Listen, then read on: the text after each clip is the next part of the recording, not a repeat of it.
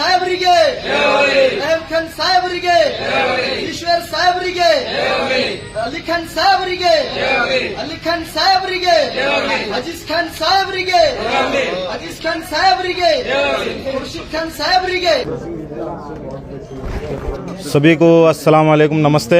जैसा कि आज आप लोगों को मालूम होना चाहिए, यहाँ हमारे आशारिया कमेटी के नौमुंतखब तमाम अरकान मेंबर्स हमारे सविता विजय कुमार मैडम और राजकुमार सर, निसार भाई और दशरथ भाई, सभी को यहाँ पे उनके चाहने वाले हमारे सबकी तरफ से हम मुबारकबाद देते हैं।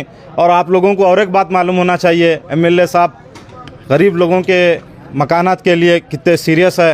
और ये आशारिया कमेटी बोले तो जो लोग उनको आइडेंटिफाई करना है, नो घर के मुस्तहिक है नहीं है बोल के गवर्नमेंट की तरफ से उसको एक फ्री फंड आता है घर के लिए, और वो घरों की कमेटी बनाने में तमाम मेंबर अच्छा काम करेंगे बोल के हमारी पार्टी की तरफ से मैं ये उम्मीद जताता हूँ। उसके साथ सभी को कंग्रेचुलेट करता हूँ। उसके साथ हमारे एमएलए साहब रहीम खान साहब का और मिनिस्टर साहब ईश्वर खंड्रे साहब का सभी का शुक्रिया अदा करता हूँ। इसके साथ अपनी बात ख़त्म करता हूँ। अस्सलाम वालेकुम, जय हिंद, जय कर्नाटक।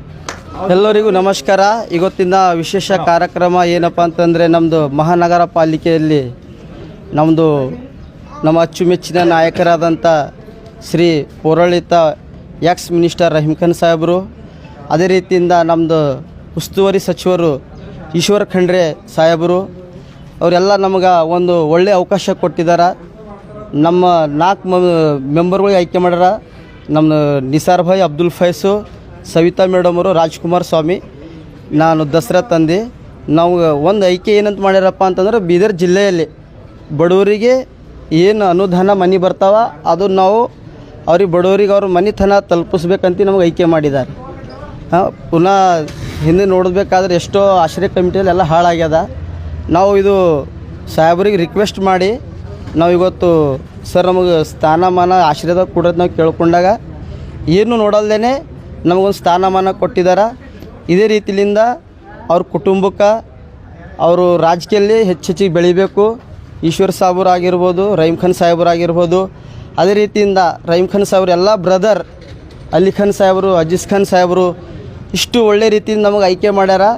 ಅದು ಹೇಳಕ್ಕೆ ಬರಲ್ಲ, ಯಾಕಪ್ಪ ಅಂತಂದ್ರೆ ನಾವು ಒಂದು ಕಾಂಗ್ರೆಸ್ ಪಕ್ಷದಲ್ಲಿ ಒಂದು ಕಾರ್ಯಕರ್ತರಾಗಿರ್ಲಕ್ಕೂ ನಾವು ಲೈಕ್ ಇಲ್ಲ, ಆದ್ರೂ ನಮ್ಮ ಕಷ್ಟವನ್ನು ನೋಡಿ, ನಮ್ಮ ಸ್ಟ್ರಗಲ್ವನ್ನು ನೋಡಿ ಕಾಂಗ್ರೆಸ್ ಪಕ್ಷದಲ್ಲಿ ದುಡ್ದಿನಕ್ಕಾಗಿ ಇವತ್ತು ನಮಗೆ ₹1 ಖರ್ಚು ಆಗಲ್ದೇ ಒಂದು ಇಂಥ ಎಲ್ಲರೂ ಅನ್ಕೋತೀವಿ ನಾಮಿನೇಟ್ ಅಂದ್ರೆ ಸಣ್ಣದಂತ, ಅಷ್ಟು ಈಸಿ ಅಲ್ಲ। ಕಾಂಗ್ರೆಸ್ ಪಕ್ಷದಲ್ಲಿ ಯಾವುದೇ ಪಕ್ಷದಲ್ಲಿ ಒಂದು ಮೆಂಬರ್ ಆಗಬೇಕು ತುಂಬ ಕಷ್ಟ ಇದೆ। ಇವತ್ತು ಸರ್ಕಾರಲ್ಲಿ ನಮಗೊಂದು ನಾಮಿನೇಟ್ ಮಾಡ್ಯಾರ ಅಂತಂದರೆ ನಾವು ಭಾಳ ಭಾಗ್ಯವಂತರು। ಇದು ನಾವು ಸಾಹೇಬರಿಗೆ, ರಹೀಂ ಖಾನ್ ಸಾಹೇಬ್ರಿಗೆ, ಈಶ್ವರ್ ಸಾಹೇಬ್ರಿಗೆ ತುಂಬ ನಮ್ಮ ಪರವಾಗಿ, ನಮ್ಮ ಕುಟುಂಬ ಪರವಾಗಿ, ನಮ್ಮ ಇಡೀ ಬೀದರ್ ಜಿಲ್ಲೆ ಪರವಾಗಿ ಅವ್ರಿಗೆ ಧನ್ಯವಾದಗಳು ಹೇಳ್ತೇವೆ। ಮತ್ತಪ್ಪ ಈ ನಮ್ಮದು ಕೌನ್ಸಿಲರ್ ಶೌಕತ್ ಭಾಯ್, ವಾಜಿತ್ ಭಾಯ್, ಇನ್ನು ನಮ್ಮ ಸಾವಿರಾರು ನಮ್ಮದು ಫ್ರೆಂಡ್ಸ್ ಇದ್ದಾರೆ, ಎಲ್ಲರೂ ನನ್ನ ಕಡೆಯಿಂದ ಇಷ್ಟು ಸ್ಟ್ರಗಲ್ ಮಾಡ್ಯಾರ। ಏನರ ಮಾಡಬೇಕು, ದಸರತ್ ಅವ್ರಿಗೆ ನಾಮಿನೇಟ್ ಮಾಡ್ಬೇಕಂತ ಹೇಳಿದ್ದಾರೆ। ನಮ್ಮ ಶೌಕತ್ ಅಣ್ಣವರು ಬರಬೇಕಾಗಿತ್ತು, ಬಂದಿಲ್ಲ। ಅವರಿಗೂ ಕೂಡ ನಮ್ಮ ಕುಟುಂಬ ಪರವಾಗಿ, ನನ್ನ ಪರವಾಗಿ, ವಾಜಿದ್ ಭಾಯ್ ಆಗಿ, ಜಾಫರ್ ಭಾಯ್, ಎಲ್ಲರ ನನ್ನ ಪರವಾಗಿ ಅವ್ರಿಗೆ ಎಲ್ಲರಿಗೂ ಧನ್ಯವಾದಗಳನ್ನು ತಿಳಿಸ್ತೇನೆ। ಜೈ ಹಿಂದ್, ಜೈ ಕಾಂಗ್ರೆಸ್। ಲಿಂಗಯ್ಯನವ, ನಾನು ಯೋಗೇಶ್ ಗಿರಿ ಬೀದರಿಂದ ಮಾತಾಡೋದು। ಇವತ್ತೇನು ಆಶ್ರಯ ಯೋಜನೆಯಲ್ಲಿ ನಾಮಿನೇಟ್ ಆಗಿದ್ದಾರೆ ಸವಿತಾ ಮೇಡಮು, ನಮ್ಮ ನಿಸಾರ್ ಅವರು, ದಶರಥ್ ಅವರು ಮತ್ತು ನಮ್ಮ ರಾಜ್ಕುಮಾರ್ ಸ್ವಾಮಿ ಅವರು ಯೂತ್ ಲೀಡರ್ ಆಗಿದ್ದಾರೆ। ಇವಾಗ ಅವ್ರು ಥರ್ಡ್ ಒಂದು ಕೌನ್ಸಿಲರ್ ಬರೋ ದಿನಗಳಲ್ಲಿ ಆಗೋದು ಅವ್ರದ್ದು ಆಸೆ ಇದೆ। ಮತ್ತು ಇದಕ್ಕೆಲ್ಲ ಏನು ಶ್ರೇಯ ಅಂತಂದರೆ ನಮ್ಮದು ಮಿನಿಸ್ಟರ್ ರಹೀಂ ಖಾನ್ ಸಾಹೇಬರಿಗೆ ಸಲ್ಲಿಸುತ್ತೆ। ಯಾಕಂತಂದರೆ ಅವ್ರು ಭಾಳ ಸಣ್ಣ ಪರಿಸ್ಥಿತಿಯಿಂದ ಇವತ್ತು ಒಂದು MLA ಮಿನಿಸ್ಟರ್ ಆಗಿದ್ದಾರೆ। ಇವತ್ತು ಯಾರೇ ಬೀದರಲ್ಲಿ ಬಡವ್ರು ಇದ್ದಾರೆ, ಅವ್ರು ಯಾರೂ ಬಡವರಾಗಿರ್ಬಾರ್ದು, ಅವ್ರದ್ದೆಲ್ಲ ಡೆವಲಪ್ಮೆಂಟ್ಸ್ ಆಗಬೇಕು। ಏನಂತಂದರೆ ಎಲ್ಲರೂ ಚಲೋ ಎಜುಕೇಷನ್, ಚಲೋ ಏನಂತಂದರೆ ಹೆಲ್ತ್ ಕೇರಲ್ಲೆಲ್ಲ ಅವ್ರಿಗೆ ಫೆಸಿಲಿಟಿ ಸಿಗಬೇಕಂತ ಈ ಥರ ಎಲ್ಲ ಮಾಡ್ತಾಯಿದ್ದಾರೆ। ಗರೀಬರಿಗೆ, ಯಾರೇ ಮನೆ ಇಲ್ದವ್ರಿಗೂ ಮನೆ ಸಿಗಬೇಕಂತ ಒಂದು ಕಮಿಟಿ ಮಾಡಿದ್ದಾರೆ। ಇದಕ್ಕೆಲ್ಲ ಶ್ರೇಯ ರಹೀಂ ಖಾನ್ ಸಾಹೇಬರಿಗೆ ಸಿಗುತ್ತದೆ। ರಹೀಂ ಖಾನ್ ಅವ್ರಿಗೆ ನಮ್ಮ ಬೀದರ್ ಜನತೆ ಒಂದು ಆಶೀರ್ವಾದ ಇದೆ। ಬರೋ ದಿನಗಳಲ್ಲಿ 100% ಅವ್ರು ಏನಂತಂದ್ರೆ ಮಂತ್ರಿ ಸ್ಥಾನ ಕೊಡ್ತಾರೆ ಅವರಿಗೆ CM ಕಡೆಯಿಂದ ಅಂಥೇಳಿ ನಮ್ಮದೊಂದು ವಿನಂತಿ ಇದೆ।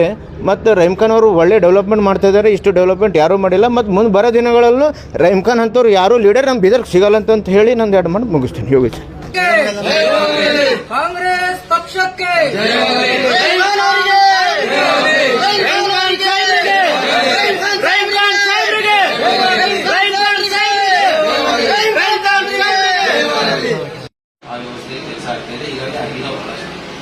ನಾವು ಪ್ರೆಸೆಂಟ್ ಆಗಿ 4 ಜನ ಸಜೆಷನ್ಸ್ ತಗೋತೀವಿ। ಈಗ ಅಪ್ಲಿಕೇಶನ್ ಸ್ಟಾರ್ಟ್ ಆಗಿತ್ತು, ಅದನ್ನ ನಾವು ಜಾಗೃತಿ ಮಾಡಬೇಕು. ಫಸ್ಟ್ ಕೆಲಸ ನಮ್ದು ನಾವು ಸೇರಿಕೊಂಡು ನಮ್ಮ ಹಂತದಲ್ಲಿ ಏನೇನು ಆಕ್ಟಿವಿಟೀಸ್ಗಳದಾವ ಆ ಆಕ್ಟಿವಿಟೀಸ್ಗಳ ಮೂಲಕ ಮತ್ತು ಕಾಂಪ್ಲೇಂಟ್ಸ್ ಮೂಲಕ ಆಮೇಲೆ ಮೀಡಿಯಾ ಮೂಲಕ ಏನ್ ಸಾಧ್ಯ ಆಗುತ್ತದೋ ಆಶ್ರಯ ಯೋಜನೆಗಳನ್ನ ಅಪ್ಲಿಕೇಶನ್ ಹಾಕ್ರಿ ಅಂತೇಳಿ ಅರ್ಹ ಫಲಾನುಭವಿಗಳಿಗೆ ಮೆಸೇಜ್ ಕೊಡ್ತಾ ಇದ್ದೀವಿ. ಅದ್ರಲ್ಲಿ ನಿಮ್ಮ ಇನ್ವಾಲ್ವ್ಮೆಂಟ್ ನೀವು ಯಾವ ಏರಿಯಾದಿಂದ ಇದ್ರೋ ಅಲ್ಲಿ ನೀವು ಏನಾರ ಫಂಕ್ಷನ್ ಮಾಡಿದ್ರೆ ಅಂದ್ರೆ ನಾವು ಸ್ಟಾಫ್ ಕಳಿಸ್ತೀವಿ, ಅಥವಾ ನೀವು 10 ಮಂದಿಗೆ ಸೇರಿಸಿ ನೀವೇ ಹೆಂಗೆ ಕರ್ಕೊಂಡು ಬಂದಿರಂದ್ರೆ ನಾವು ಅವ್ರ ಜೊತೆ ಕೂತ್ಕೊಂಡು ಯಾವ ರೀತಿ ಅಪ್ಲಿಕೇಶನ್ ಹಾಕಬೇಕು. ಅಪ್ಲಿಕೇಶನ್ ಹಾಕುವಾಗ ಸಾಕಷ್ಟು ಜನರು ಸಮಸ್ಯೆ ಅನುಭವಿಸ್ತಾ ಇದ್ದಾರೆ. ಯಾಕಂದ್ರೆ ನಮ್ಮಲ್ಲಿ ಸಾಕ್ಷರತೆ ಕಡಿಮೆ ಇರೋದ್ರಿಂದ ನಾವು ಯಾರೋ ಕಂಪ್ಯೂಟರ್ ಆಪರೇಟರ್ ಡಿಪೆಂಡ್ ಅದೀವಿ. ಅವ ಸಾಕಷ್ಟು ತಪ್ಪು ಮಾಡ್ತಾ ಇರ್ತಾನೆ, ಕ್ಯಾಶ್ ತಪ್ಪು ಮಾಡ್ತಾ ಇರ್ತಾರ, ಅಥವಾ ಅವರ ಇನ್ಕಮ್ ತಪ್ಪು ಮಾಡ್ತಾ ಇರ್ತಾನೆ, ಹೆಸರುಗಳು ತಪ್ಪು ಮಾಡ್ತಾರೆ.